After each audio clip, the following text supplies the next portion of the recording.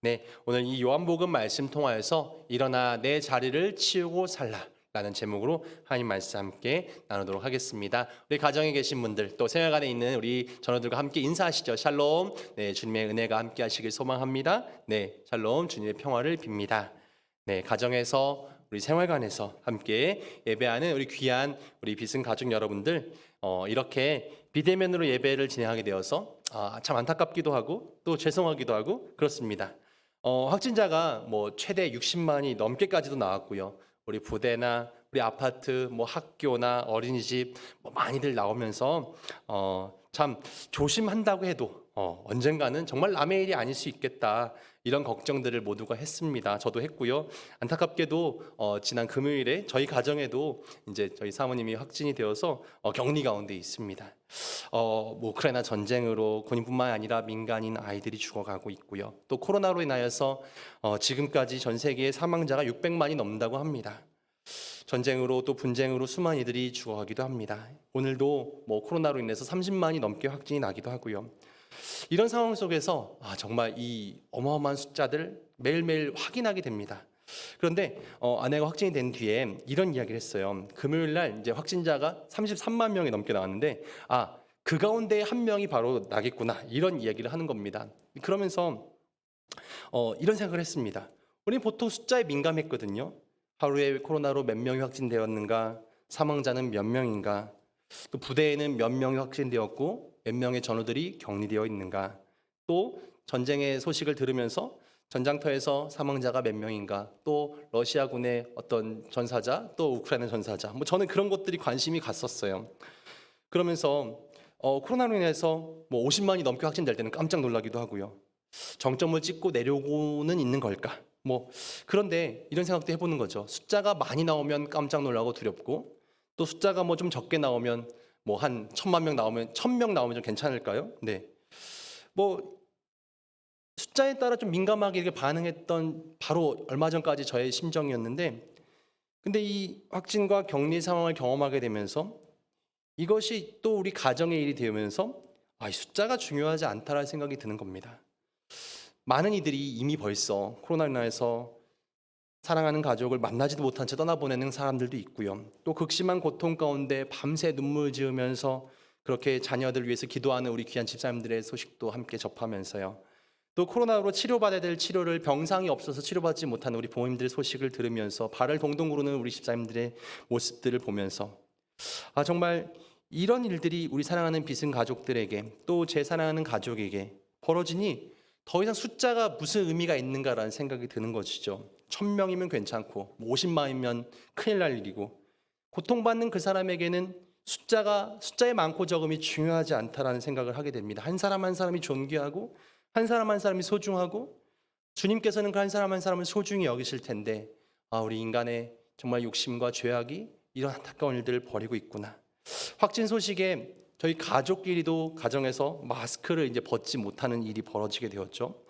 잠깐 함께 하면서 아내에게 참 많이 미안한 순간이었어요. 마스크를 쓰고 가까이 가지도 않고 그러면서 당사자의 마음은 얼마나 불안하고 불편하고 미안하고 속상하고 외로울까 생각되어졌습니다. 얼마나 철저히 외로울까. 네, 우리 딸들도 절대 엄마 곁으로 가지도 않고 마스크를 벗지도 않더라고요. 네. 우리 성도님들도 그렇고 우리 부대원들도 그렇고 우리 많은 국민들도 그렇고 코로나에 걸리게 되면 뭐 수많은 사람들이 걸렸다고는 하지만 그 안에서 철저히 외롭고 철저히 정말 힘들 수밖에 없겠다라는 생각을 하게 됩니다. 그러면서요 오늘 말씀 본문이 생각이 되어졌습니다. 아무리 사람이 많아도 또 아무리 병자들이 많아도 철저하게 홀로였던 사람.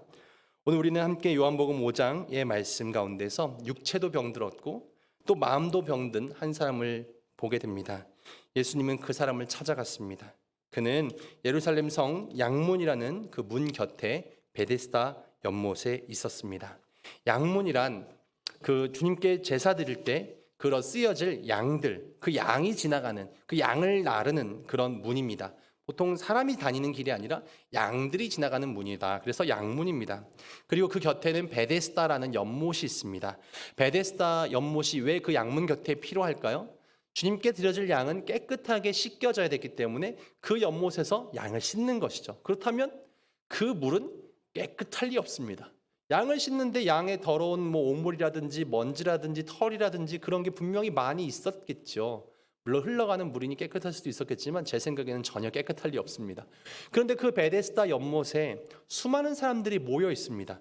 베데스다라는 그 이름의 뜻은 은혜의 집, 자비의 집이라는 뜻을 가지고 있습니다. 왜 더러운 그 양의 몸을 씻는 그 물이 자비의 집, 그런 은혜의 집이라는 이름을 갖게 되었을까? 그 연못에 관한 전설 같은 이야기가 본문 3절부터 기록됩니다. 내용인즉 천사가 가끔 하늘에서 내려올 때마다 그 물을 흔드는 거죠. 물을 움직이게 만든다는 겁니다. 그런데 그 물이 움직일 때 천사가 그 물을 건드려서 물이 움직이게 될 때 가장 먼저 그 물에 들어간 병자는 어떤 병이든지 낫게 된다라는 이야기. 오늘 말씀은 하나님의 말씀도 아니고 예수님의 메시지도 아니고 그냥 그런 이야기가 있더라라는 그런 가설 같은 소설 같은 아주 전설 같은 이야기 괄호로 그렇게 적혀 있습니다. 믿거나 말거나죠. 미신이나 다른 바 없는 이야기입니다. 근데 그 가운데 수많은 병자들이 있었습니다. 왜? 가장 먼저 들어가서 치유받고 싶어서. 거기에 38년 된 병자가 있었습니다. 38년 이젠 병자라고 하기도 이제 너무했죠. 이미 회생불능의 상태였습니다. 병을 가지고 거의 장애 수준이겠죠. 거의 평생 안고 가야 될 그런 문제가 있는 가능성이 없는 사람이었습니다. 예수님은 그를 찾아오셨습니다. 그리고 본문 6절에서 이렇게 물으시죠. 내가 낫고자 하느냐? 네, 이게 무슨 질문입니까? 당연한 질문이죠. 우리말에 그런 말이 있어요. 이게 말이야 방구야. 네, 주님께서 이 병자에게 낫고자 하니? 낫고자 하느냐? 당연히 낫고 싶죠. 주님 그걸 말이라고 하십니까? 네, 그 7절 말씀에 환자는 이렇게 답합니다. 그 병자는요. 7절 말씀 볼까요? 자막 한번 띄워주시죠. 네, 병자가 대답하되 주여 물이 움직일 때에 나를 못에 넣어주는 사람이 없어 내가 가는 동안에 다른 사람이 먼저 내려가나이다. 저 같으면 네 그렇습니다. 빨리 낫고 싶습니다. 당연히 낫고 싶다는 얘기 해야 되는데 낫고 싶다는 얘기를 하지 않고 이 병을 나으려면 이런 방법이 필요한데 이런 방법을 행할 방법이 없습니다 라고 이야기하는 겁니다. 분명 이름은 베데스다 연못입니다. 자비의 집, 은혜의 집인데 그 은혜나 자비를 입기 위해서는 치열한 경쟁이 필요합니다. 그 치열한 경쟁을 통해서 물에 들어갈 때, 물이 움직일 때 가장 먼저 들어가야만 자비를 입을 수 있고 은혜를 입을 수가 있습니다. 그렇지 않으면 나을 수가 없습니다. 이름하고는 전혀 어울리지 않죠. 우리 세상의 현실과도 같습니다. 치열한 경쟁 속에서 우리 현실은 꼭 경쟁에 이겨야만 인생의 승리자가 되고 나의 모든 고통과 어려움을 해결할 수만 있는 그렇다고만 생각하는 우리와 같은 거죠. 우리도 경쟁에 이겨야만, 우리도 가장 먼저 가야만 내 소망과 내 소원을 이룰 수 있어라고 생각하는 거죠. 그 환자는, 그 병자는 내 낫고 싶습니다 라고 대답하는 대신에 스스로가 처방을 내리고 그 처방을 실행할 방법이 없다라고 이야기합니다. 그 처방, 누군가가 내 자신을, 나를 그 물이 동할 때 나를 넣어주어야 합니다. 그러면 됩니다. 그런데 문제는 누구도 나와 함께 하지 않는다는 거죠. 누구도 나를 38년 됐으면 어느 정도 선착순이면 앞에 가 있지 않겠습니까? 터줏대감 아니겠어요? 오래됐으니 먼저 들어갈 만한 권리가 좀 생기지도 않았겠습니까? 그런데 그 안에서 여전히 그는 물에 빨리 들어가지 못하고 있습니다. 혼자 잘 못 움직이는 사람이겠죠. 누군가 나를 그 물에 옮겨줘야 합니다. 근데 주변에 친구가 전혀 없습니다. 그 물에 넣어줄 만한 사람이 아무도 없는 것이 철저하게 외롭고 철저하게 고통받고 있는 사람입니다. 사람은 행복하기를 바랍니다. 그리고 스스로 행복할 방법을 갖고 있습니다. 자기 행복에 대해서 이렇게 진단하는 거죠. 그래, 돈만 있으면 난 행복할 거야. 우리 아이가 공부를 잘해서 좋은 대학에 간다면, 좋은 직장에 취직하게 된다면, 좋은 연봉을 받게 된다면 행복해질 거야. 네, 스스로의 행복의 처방을 가지고 있습니다. 근데 정말 그렇습니까? 지금 바라시는 것이 무엇입니까? 돈만 있으면 만사가 다 형통하여집니까? 아이가 공부만 잘하면 정말로 더 바랄 것이 없겠습니까? 이 병자가 스스로 내린 처방은 이 연못에 물이 동할 때 자기를 먼저 물에 넣어주기만 하면 된다. 네, 그는 이것이 자기가 치유될 수 있는 유일한 방법이라고 생각합니다. 그렇게 여기는 거죠. 객관적인 입장에서 이 병자, 여러분 어떻게 보십니까? 좀 한심스럽지 않습니까? 베데스다 연못이 이렇게 움직일 때 먼저 들어가면 병이 치유될 거라고 여러분 동의하십니까? 이 병자나 여러분 돈이 있으면, 아이가 공부만 잘하면, 내가 진급만 하면 내가 행복해질 거라고 생각하는 우리랑 얼마나 큰 차이가 있습니까? 행복은 그런 것에서 오는 것이 아닙니다. 우리는 뭔가 환경이 달라지고 뭔가 내 외적으로 나를 바꿀 만한 그런 것들이 있어진다면 내 삶이 바뀔 거라고, 달라질 거라고 여깁니다. 그래서 우리는 조금의 변화를 매일매일 시도합니다.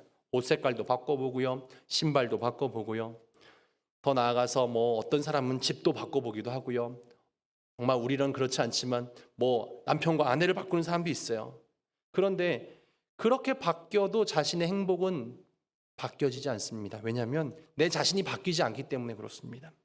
더욱이 병자 예수님께 자신을 물에 넣어줄 사람이 없다, 철저히 고독하고 그에게는 함께 해줄 사람이 없다라고 이야기합니다. 당연히 김병이 효자 없다고 38년 동안이나 고통받고 있으니 주변에 있는 사람들이 다 떠나갔겠죠. 절대적으로 고독합니다. 단순하게 하나의 소원만 가지고 있습니다. 나는 그 물이 움직일 때 가장 먼저 들어가야만 해. 하지만 방법은 없죠. 철저하게 망가져갑니다. 그냥 미신만 의존하는 거죠. 근데 그 미신마저도 함께 해줄 사람이 없습니다. 스스로 아무것도 할 수 없는 무능한 존재, 현실에서 도와줄 사람조차 없습니다. 그래서 사람들 탓만 하는 거죠. 내가 먼저 왔으면 나를 좀 먼저 넣어줘야지. 왜 사람들은 왜 나를 먼저 넣어주지 않고 맨날 나를 앞질러만 갈까? 막연히 도와줄 사람만 찾고 막연히 도와줄 희망만 바라보면서 희망 없는 38년의 세월을 보내고 있습니다. 이것은 한 병자만의 이야기가 아니라 이스라엘 전체의 병이었습니다. 본문 3절 말씀에 이 연못에 대한 설명으로 사람들이 물의 움직임을 기다리니 라고 되어 있는데 이 기다림, 이스라엘 민족들이 가지고 있는 기다림, 메시아 대망 사상이 있었습니다. 지금 이스라엘 로마에 의해서 고통받고 억압받는 현실이지만 언젠가는 메시아가 와서 우리를 구원할 거다, 우리 이스라엘을 구원할 거라는 믿음이 이 메시아 대망 사상이었습니다. 그래서 메시아를 막연히 기다리고만 있습니다. 우리들은 하지 않고 내가 할 일은 없고 그냥 메시아가 와서 뭔가 구원자가 와서 우리를 구원하기만 하면 될 거다라고 생각하면서 아무것도 하지 않고 있는 것이죠. 막연한 기다림, 이 이스라엘이나 이 환자나 다를 것이 없었습니다. 자신의 의지나 자신의 실천은 거기에 없었습니다. 실상은 낫고자 하지만 본인의 의지가 없는 것이었습니다. 예수님이 병자에게 본문 8절에서 이렇게 치유의 방법을 알려주십니다. 예수께서 이르시되 일어나 내 자리를 들고 걸어가라. 내가 치료해 준다라는 말도 없습니다. 내가 낫게 해주겠다라고 이야기해 주시지 않습니다. 딱 한마디, 일어나서 내 자리를 들고 걸어가라 라고 말씀하시죠. 그래서 이 병자는 어떻습니까? 9절 말씀 보면 그는 일어나서 걸어갔다라고 성경 말씀을 기록합니다. 막연히 메시아를 기다리는 그 자리에, 막연히 뭔가 해결책을 기다리는 그 자리에 자비는 없습니다. 자비 역시, 은혜 역시 내 어떤 의지, 내 실천, 내 어떤 노력 속에 하나님의 은혜가 부어집니다. 스스로 일어나 걸어가는 것, 거기에 은혜가 부어집니다. 베데스다는 여전히 존재합니다. 뭔가 기적적인 일이 벌어질 것만 같은. 그래서 뭐 지금은 많지 않지만 예전에는 교회나 뭐 우리 기독교에도 어떤 어느 장소가 뭐 기도에 응답받는 아주 용한 기도원이래. 어떤 목사님은 아주 영빨이 좋대. 뭐 이런 말들 막연히 빌고 막연히 기다립니다. 본문 6절에 예수께서 이르시되 내가 낫고자 하느냐 이르시되 여전히 현재형으로 쓰여지고 있어요. 우리에게도 이르시되 내가 낫고자 하느냐. 그런데 우리는 다른 내가 가지고 있는 해결책을 자꾸 제시합니다. 내가 이런 해결책을 가지고 있는데 이거를 실행할 만한 능력이 없습니다. 그것을 이렇게 도와줘야 됩니다 라고 나의 방법을 하나님께 요구하고 있는 경우가 참 많습니다. 내가 뭔가 하기보다는 그런 일이 그냥 막연히 벌어졌으면, 우리 안에 낫고자 하는 의지나 실천보다는 뭔가 막연하게 기다리고 의존하고 있습니다. 주님께서는 내 자리를 들고라고 이야기하십니다. 그런데 본문 9절에 나온 들고라는 그 단어가 헬라어 단어에 치우다라는 뜻이 있습니다. 치우다, 청소하다라는 뜻이죠. 38년 동안 누워 있었던 그 자리를 청소하고 이제 가라라는 겁니다. 38년 동안 의존했던 그 베데스다 그 자리를 이젠 치워버리고 일어나서 가라라고 이야기하십니다. 일어나라는 단어, 신약 성경에서 부활을 이야기할 때 쓰였던 용어이기도 합니다. 주님께서 일어나셨습니다. 주님께서 부활하셨습니다. 부활은 예수님만의 몫이 아니라 내 몫이 되어야 합니다. 신앙은 예수님의 부활뿐만이 아니라 내가 어떻게 잘못된 죄성에서, 잘못된 타성에서 벗어나서 일어나서 내가 새롭게 일어나는 것, 내가 새롭게 살아가는 것, 그런 것이 우리의 부활인 것입니다. 본문 9절 일어나 내 자리를 들고 걸어가라. 이 걸어가라는 말도 걷다라는 뜻만 있는 것이 아니라 행하다, 살다라는 뜻도 가지고 있습니다. 그렇다면 일어나 내 자리를 들고 걸어가라는 주님 말씀은 38년 된 타성의 삶을 벗어던지고 막연히 기다리며 의존했던 것들을 치워버리고 부활의 삶으로 일어나서 살아가라 라는 주님의 말입니다. 우리에게도 주님께서 말씀하십니다. 문제는 내 자신이죠. 내 자신에게 일어나 내 자리를 들고 치우고 살라는 주님의 음성을 우리 늘 들어야 합니다. 내가 지금까지 의지했던 내 병을 치유해주는, 내게 행복을 가져다주는 베데스다 연못, 그것은 어디입니까? 그것은 따로 있는 것이 아닙니다. 가장 큰 은혜는 스스로 일어나서 내 자리를 치우고 새로운 삶으로 살아가려고 애쓰고 노력하는 우리 가운데 주어지는 하나님 놀라우신 선물이 될 것입니다. 그럴 때 비로소 우리는 우리 마음 안에 베데스다, 은혜의 집을 만나게 될 것입니다. 이스라엘 백성들은 하나님으로부터 젖과 꿀이 흐르는 땅을 약속받았습니다. 그런데 정작 이스라엘 민족, 출애굽한 이스라엘 민족이 도착한 가나안은 젖과 꿀이 흐르는 땅이 아니었습니다. 실은 대한민국 정도 돼야 젖과 꿀이 흐르는 땅이죠. 여리고 주위를 제외하고서는, 사람들이 모여 사는 도시를 제외하고서는 이스라엘 땅은 척박하기 그지없는 땅이었습니다. 그들이 바라보았던 유대의 광야는 광야였습니다. 그런데 이 다윗이 아니죠. 이 여호수아와 갈렙은 젖과 꿀이 흐르는 땅이라고 막 이렇게 칭찬을 합니다. 왜 그렇게 이야기했을까요? 그들이 젖과 꿀이 흐르는 땅이라 말했던 이유는 그것을 땅이 아니라 그들의 마음으로 바라보았기 때문입니다. 우리가 새로운 땅, 하나님께서 우리에게 주실 새로운 땅, 우리 마음으로 바라보았던 것이죠. 이 어떤 신학자는 이야기합니다. 진정한 발견이란 새로운 땅을 발견하는 것이 아니라 새로운 눈으로 보는 것이다. 내 마음에 젖과 꿀이 흐르는 희망이 넘칠 때 비로소 그 땅이 희망의 땅으로, 젖과 꿀이 흐르는 땅으로 보여진다는 겁니다. 그 땅이 어디든 관계없습니다. 아브라함은 잘 아시는 대로 조카 롯과 관계에서 큰 양보를 합니다. 재산이 많아져서 조카 롯과 아브라함의 이 가족들과 사이가 멀어지게 되었을 때, 다툼이 생겨졌을 때 조카에게 말합니다. 창세기 19장 9절에 내가 좌하면 나는 우하겠고 내가 우하면 나는 좌하리라. 결국 조카 이 롯이 기름진 땅, 사람이 많이 살고 있는 그런 소돔과 고모라 땅을 선택하여 떠나죠. 하지만 아브라함은 개의치 않습니다. 아브라함의 신앙이었죠. 내가 하나님과 함께하면 어차피 하나님께서 나에게 은혜 베풀어 주실 것이고, 나와 함께 하시면, 주님이 나와 동행하시면 그 땅이 내가 어디에 있든 그 땅이 젖과 꿀이 흐르는 땅이 될 것이라는 믿음이 있었습니다.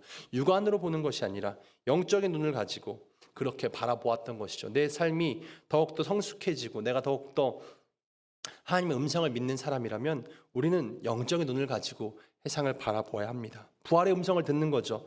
뭔가 환경이 바뀌면 좋아지지 않을까라는 막연한 기다림에 주저앉아 있지 마시고, 누군가 도와주기만 한다면 내가 잘 될 거야라는 막연한 믿음을 갖지 마시고, 내가 주저앉아 있는 그 자리를 이젠 벗어던지고 치워버리고 내가 해야 될 일이 무엇인가 찾아내고, 그렇게 내가 매일 일어날 때 주님께서 내게 은혜를 더하시고 능력을 더하시고 부활의 삶으로 변화시켜 주실 겁니다. 우리 매일 아침 일어납니다.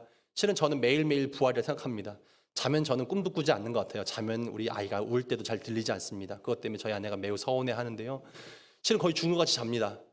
그러고 다시 깨어나는 것, 참 은혜입니다. 매일매일 부활하는 거죠. 잠자리를 박차고 새롭게 일어나서 기도를 통해서 하나님, 내게 오늘도 주신 이 생명에 감사하면서 주님의 음성을 듣습니다. 내가 좌절하고 내가 절망하고 내가 타성의 삶의 자리에 주저앉아 있는 것이 아니라 내가 이제 이 모든 것들을 치워버리고 주님의 음성을 듣고 내가 부활의 삶을 살겠습니다. 주님 우리에게 은혜의 말씀해 주십니다. 일어나 내 자리를 치우고 살라. 내가 지금까지 주저앉아 있었던 그 자리들을, 내가 그 죄의 자리를, 그 정말 욕망의 자리를, 내가 늘 바라기만 했던 게으름의 자리를 다 치워버리고 새롭게 힘차게 일어설 수 있는 우리 비승교회 모든 성도님들과 우리 신의 형제들 되어줄 수 있기를 주님의 이름으로 축원드립니다. 아멘. 기도하겠습니다.